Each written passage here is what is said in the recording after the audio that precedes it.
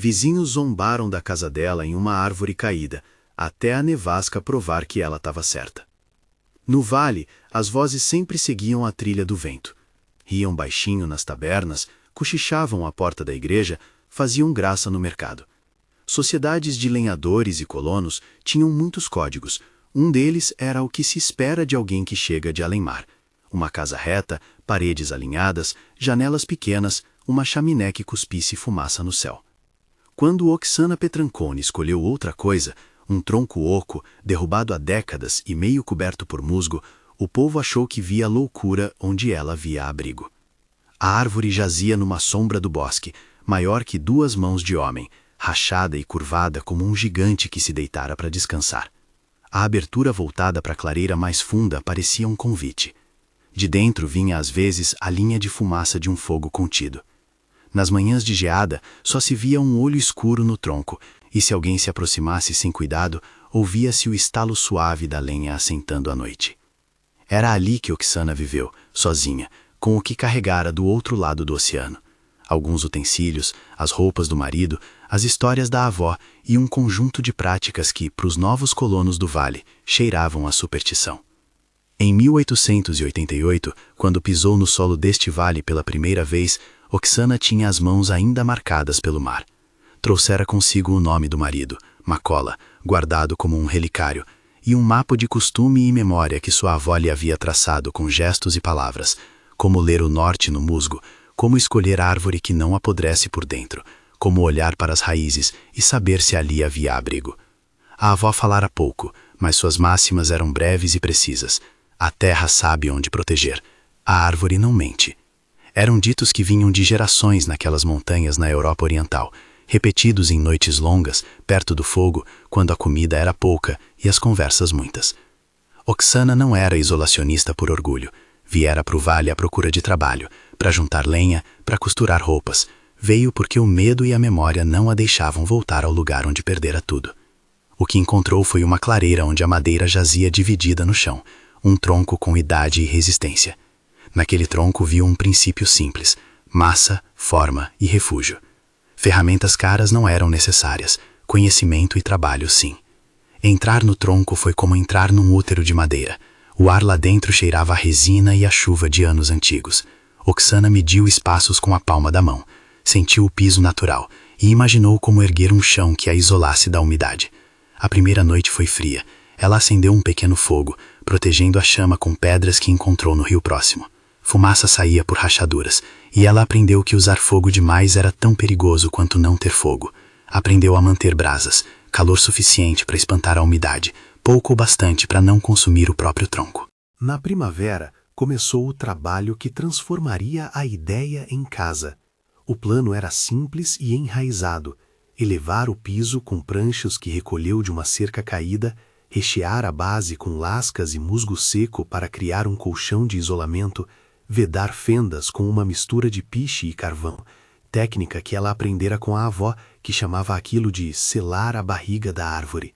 A parede frontal precisaria de uma estrutura leve. Oksana improvisou um batente com ripas que encontrou, cobriu a entrada com uma cortina grossa de lã e fez uma pequena porta que fechava com um gancho. A chaminé foi o próximo problema. Sem um tubo tradicional, ela abriu um orifício no topo do tronco, calafetou as bordas com argila e feda velha para prevenir faíscas e para garantir que a fumaça saísse sem levar o calor junto. Ajustou a altura da abertura conforme a direção mais frequente do vento, um detalhe que manteve a fumaça de lado e o calor dentro. Os vizinhos reagiram como era previsível. Havia certo riso no rosto dos lenhadores que passavam. Uma mulher dentro de um pedaço de árvore vai virar casa de raposa antes do inverno. Mas não houve insultos cruéis. A zombaria era mais curiosidade do que ódio, um modo de lidar com algo que desafiava a nova ordem. Larsson, chefe de uma equipe de madeira, foi o primeiro a cruzar a clareira sem riso, movido por interesse e talvez por orgulho ferido ao ver uma mulher abraçar uma solução que parecia tão simples. Ele encostou a anca na casca e respirou o cheiro do cedro. "Como é que você tem tanto calor aí dentro?" perguntou, sem esperar que a resposta fosse técnica. Oksana respondeu com palavras curtas e ações longas. Mostrou o piso elevado, apontou para o musgo comprimido sobre as pranchas. Ar preso, disse. Madeira guarda calor.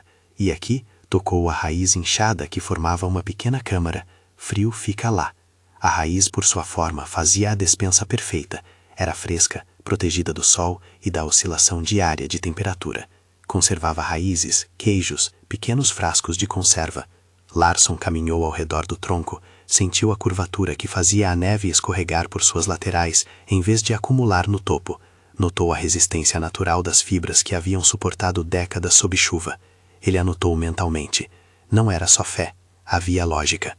Quando veio a chuva de novembro daquele primeiro ano, a prova foi pequena, mas não irrelevante. As lareiras mal reguladas em algumas das casas alheias fumegaram, as telhas mal colocadas deixaram infiltrar água nas paredes de sapé e barro. As mãos de muitos moradores ficaram vermelhas de trabalhar para secar roupas e cobrir goteiras. Oksana costurava e remendava, mantendo a umidade longe do chão. Seu abrigo pingava menos. Ainda assim, o povo continuava com certo tom de superioridade. Era fácil zombar de algo novo. Difícil foi mudar de opinião. A vida dentro do tronco não era romantizada. Havia manutenção constante. A selagem das rachaduras precisava de retocar a cada estação. O piso exigia novas ripas quando as primeiras cederam. O fogo, se maltratado, deixava fuligem em pontos que pediam limpeza. Oksana raspava o interior com uma lâmina improvisada, lavrava o interior das paredes para retirar o pó e promovia pequenas reformas.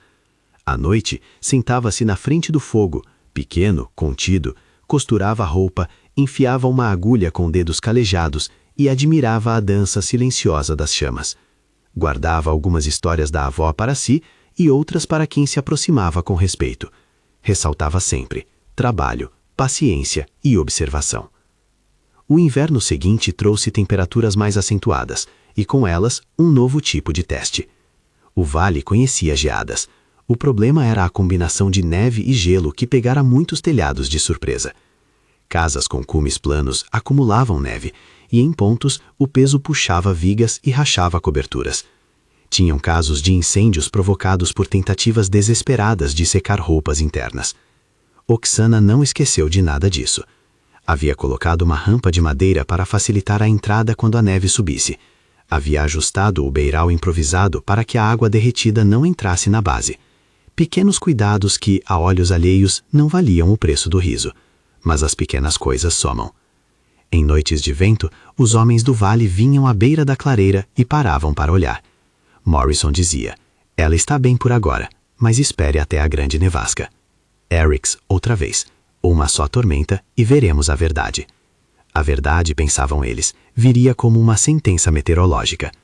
Alguns colocavam apostas pequenas sobre quem venceria, o abrigo de barro e telha ou o tronco antigo. A grande nevasca que viria na madrugada de fevereiro de 1890 não chegou de súbito. O céu mudou durante a tarde.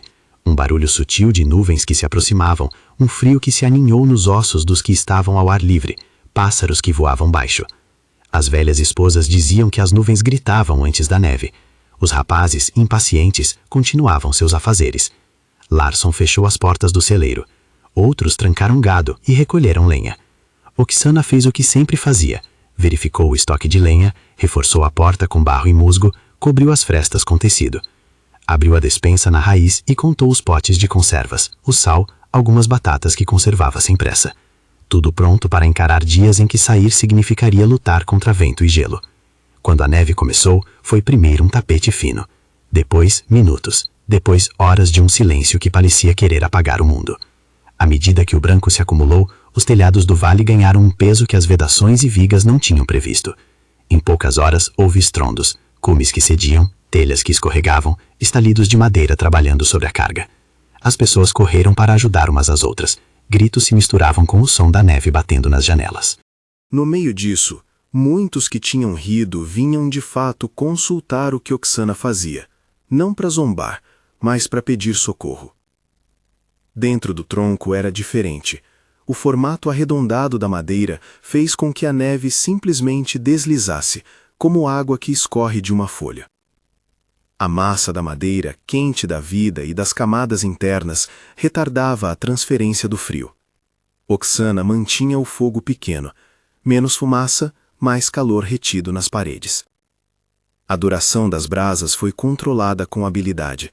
Adicionar lenha mais seca, não em blocos grandes, para não aquecer demais e estressar a madeira. Ela sabia onde colocar panos molhados para evitar correntes frias e como posicionar suas cobertas para manter o calor corporal sem asfixiar a chama. Ouviu sim a ventania. Sentiu inclusive a pressão da neve por fora. Mas o tronco cantava de modo distinto, um som grave como um tambor pesado, e a casa suportava. Do lado de fora, a imagem era de caos e trabalho. A chaminé de uma das casas de Johnson entupira com gelo, a fumaça invadiu a sala e provocou tosse e lágrimas. Alguém tropeçou sobre um monte de lenha mal empilhado, outro fechou a porta com força e ouviu uma trinca na viga que para sempre mudaria a linha do teto. Lentamente, os relatos que vinham das portas iam até a clareira. Larson e seus homens, com as faces encovadas pelo frio, ficaram de pé diante do tronco, observando. "Ela tem calor", disse um, "e o fumo sai." Outro acrescentou, "Mas por quanto tempo?" A tempestade intensificou-se. O vento empurra a neve como se fosse um tapume de mar. Cada rajada trazia estilhaços e os homens lutavam para proteger crianças e animais. O gado, nervoso, precisava de abrigo. Uma vaca deslizara sobre uma camada de gelo e ruiu o tornozelo. Era hora de agir, e ninguém podia ficar orgulhoso naquilo. Foi a mesma comunidade que rira que finalmente se organizou para pedir ajuda a Oksana. Ela, sozinha naquela noite, saiu e ajudou quem pôde. Orientou como usar o espaço de raiz para conservar leite, mostrou como empilhar lenha para proteger um telhado sem subir no topo, uma tática que prevenia acidentes. Ensinou a fazer das janelas provisórias cortinas grossas para barrar o frio. Mostrou também como cuidar das chaminés. Sugeriu que se colocasse uma pedra fortemente assentada para impedir o ingresso de gelo. Suas palavras eram simples, seus gestos precisos. Quando o vento diminuiu, o vale tinha um rastro de destruição, mas também de sobreviventes. Algumas casas perderam cumes inteiros, outras foram completamente desalojadas. O tronco, porém, mantinha-se. Haviam marcas de gelo que esculpiram a casca, a entrada ligeiramente alargada por uma raiz que cedera com a pressão do tempo, mas no conjunto, o abrigo estava de pé. O povo do vale foi até a clareira, não com riso agora, mas com mãos prontas para ajudar e olhos que buscavam entender. Larson foi até a porta do tronco. Oksana ergueu a cortina de lã, e o rosto dele se encheu de uma admiração simples, que quase se confundia com respeito. "Ensine-me", disse ele. Era um pedido prático, honesto, sem floreios. Ele não pedia que ela desmontasse seu orgulho. Pedia saber onde cortar as ripas, como escolher musgo seco e como reconhecer madeira que aguenta as pressões do inverno. Ela aceitou. Naquela primavera seguinte, depois do rigor de fevereiro, as discussões no vilarejo mudaram. Não mais se tratava de ridicularizar. Muitos, por necessidade e por curiosidade, vinham aprender. Oksana mostrou a ordem das coisas, como medir a curvatura ideal para que a neve escorresse, como vedar pequenas fendas com piche semi-aquecido e carvão, como posicionar o fogo e como manter a ventilação sem perder calor. Era um ensino que misturava lembranças da avó com experiência prática adquirida por tentativa e erro. Larson e seus homens ouviram, riram de si mesmos por terem demorado e começaram a replicar técnicas em pequenas reformas, beirais com maior inclinação, despensas frescas sob a terra e um cuidado novo com a direção do vento. Com o tempo, as casas do vale incorporaram aquilo que faz sentido e o rejeitaram quando não. Não se transformaram em troncos, não era essa a ideia. Adotaram soluções pontuais que evitavam a repetição do desastre. Chaminés mais altas, coberturas mais inclinadas e maior atenção às reservas de lenha. A mudança foi prática, lenta e respeitosa. E Oksana, que seguia sua vida de costume, foi ganhando visitas que eram perguntas e não risos. Ela continuou a viver no tronco até 1912, cuidando do abrigo, recebendo gente e corrigindo pequenas falhas com aquelas mãos que conheciam tanto o ponto de costura quanto a ponta do machado. Sua rotina nunca se tornou tediosa. Havia dias de caça e de colher, dias de reparar o piso, de aparar a borda da entrada, de voltar a selar as fendas com piche renovado e carvão triturado. Às vezes as crianças do vale vinham com olhos grandes para ouvir quando ela falava da avó. Outras vezes, homens cansados paravam um pouco para sentar e dividir um pedaço de pão. Oksana não se fechava, também não buscava ser líder. Era antes uma praticante que sabia transformar a natureza em proteção com respeito e trabalho. A casa não era mágica, era fruto de observação e esforço. Havia pequenos rituais que humanizavam aquela vida simples. À noite, antes de deitar, Oksana passava a palma das mãos sobre as tábuas do piso, sentindo o calor e a vida contida na madeira. Rezava, não em preces públicas que buscassem o miraculoso, mas em palavras que lembravam a avó. Agradecia pelo abrigo, pelo trabalho, pela possibilidade de ensinar e aprender. Costurava uma camisa desbotada, retocava a alça de um balde, afiava uma lâmina. Mantinha um catre.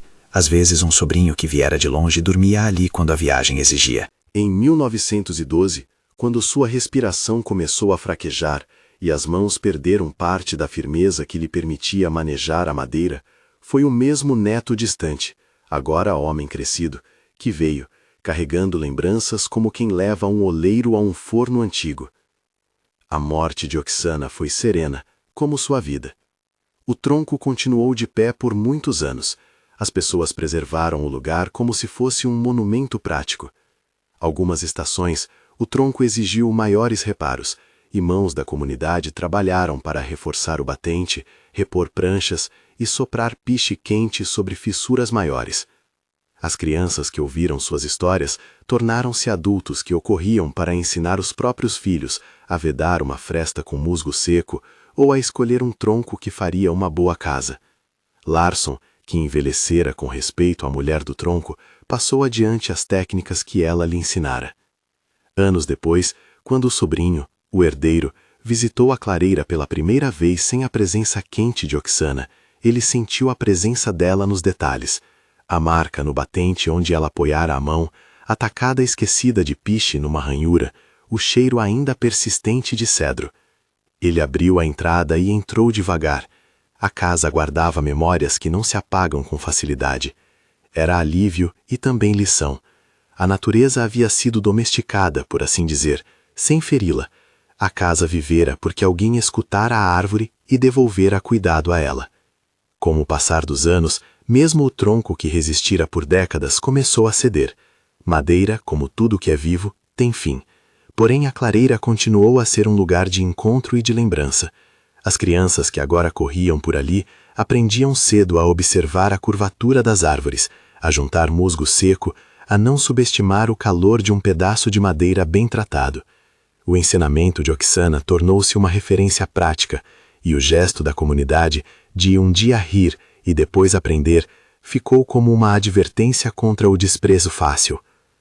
A história não é sobre uma mulher que venceu todos os elementos sozinha. É sobre uma comunidade que, diante de um fracasso coletivo, encontrou em alguém um conhecimento que desconcertava, aprendeu e mudou. É sobre a humildade de reconhecer que as soluções de sempre não são sempre as melhores. É sobre o respeito às coisas simples e sobre o cuidado com aquilo que a natureza já ofereceu quando o homem se dispõe a trabalhar com ela e não contra ela. Não houve espetáculo de revanche, não houve humilhação prolongada. Houve, depois da tempestade de fevereiro, um gesto, o de Larsson estendendo a mão para aprender, que diz tudo. E houve a persistência de Oksana, que não exigiu reconhecimento, apenas fez o que precisava ser feito: trabalhar, observar, ajustar, ensinar. Seu legado foi isso, uma maneira de ver o mundo como quem presta atenção ao ritmo das árvores e ao peso da neve. Se essa história está te prendendo e você quer entender mais sobre como soluções antigas se aplicam ainda hoje, curta este vídeo e fique até o final. Anos mais tarde, quando as vozes do vale não mais riam, mas contavam a história da mulher que morou numa árvore caída, havia sempre uma imagem que vinha primeiro. A fumaça saindo, fina, da abertura no alto do tronco, num dia de neve que parecia não ter fim. Havia também lições praticadas em outras casas, despensas no chão, chaminés revisadas, beirais mais inclinados. Não foi um movimento monumental, foi uma série de pequenos ajustes que evitaram catástrofes. O tronco não era senha para a perfeição. Havia também quem, por descuido, tivera problemas, mas mostraram um caminho. Quando a clareira virou memória, o tronco, já gasto pelo tempo, permaneceu como testemunho físico de uma época em que aprender era sobreviver. Sobrinhos, filhos e netos de quem um dia rira, agora sentavam ao redor do que restava, e repetiam a frase que a avó de Okshana dissera: "A terra sabe onde proteger." Repetiam-na não como superstição, mas como lembrete de humildade prática. Mais do que um triunfo particular, a história foi um exemplo de como a adaptação e a sabedoria tradicional podem complementar conhecimentos recém-chegados. Não se trata de negar a modernidade ou de louvar o passado de forma acrítica. Trata-se de reconhecer que soluções simples, testadas por gerações, têm valor técnico e humano. As técnicas que Okshana trouxe eram lentas, exigiam trabalho e manutenção. Exigia-se cortar e recolocar ripas, retocar piche, repor musgo com frequência, fiscalizar a chaminé. Nada era instantâneo, mas o custo humano da inventividade também se reduziu quando se aprendeu a observar. No fim, a imagem que ficou foi a de pessoas que mudaram. O riso virou curiosidade, a curiosidade virou respeito, o respeito virou prática. Alguns moradores passaram a visitar a clareira para ensinar os netos como fazer uma despensa natural ou como escolher um tronco resistente. Outros escreveram em cadernos de papel grosso receitas de piche e modos de assentar as pranchas. Era um conhecimento distribuído, uma memória que permanecia mesmo depois que a mulher se foi. Okshana morreu em paz, envolta nas mesmas coisas que a haviam sustido: trabalho honesto, observação atenta e uma comunidade que aprendeu a pedir ajuda. O tronco continuou a existir como testemunha, e depois, aos poucos, tornou-se composto orgânico que alimentou novas árvores no chão da clareira, mas a lição permaneceu. Às vezes, o abrigo que mais protege é o que a natureza já nos deu, humilde em aparência, sólido em razão e eterno enquanto gente o cuida. Se essa história te inspirou, inscreva-se no canal, compartilhe com alguém que precisa ouvir sobre engenhosidade e respeito tradicional e conte nos comentários qual solução antiga mais te surpreendeu.